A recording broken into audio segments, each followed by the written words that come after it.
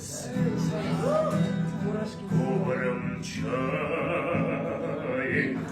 песней прибоя, рассвет пробуди в сердце, как друга, море встречает, сердце, как песня, летит из груди.